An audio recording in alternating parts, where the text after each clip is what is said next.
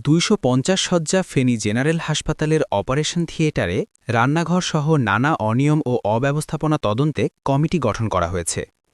৩ সদস্যের গঠিত তদন্ত কমিটিকে আগামী ৫ কর্মদিবসের মধ্যে প্রতিবেদন জমা দিতে বলা হয়েছে।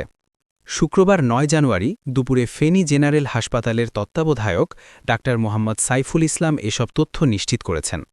তিনি বলেন, এমন ঘটনা অত্যন্ত দুঃখজনক, এটি কখনো কাম্য নয়।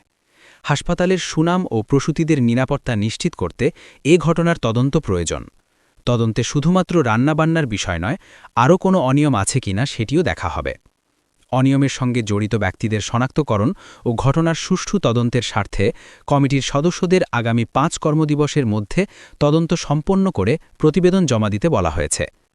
এর আগে হাসপাতালের অপারেশন থিয়েটারে গ্যাসের চুলায় রান্নাবান্না, অবাধ যাতায়াত ও শৃঙ্খলাহীনতার কারণে প্রসূতি মা ও নবজাতকদের সংক্রমণের উচ্চ ঝুঁকি নিয়ে গণমাধ্যমে সংবাদ প্রকাশিত হয়। তারপর থেকে এ নিয়ে জেলা জুড়ে নানা আলোচনা সমালোচনা শুরু হয়।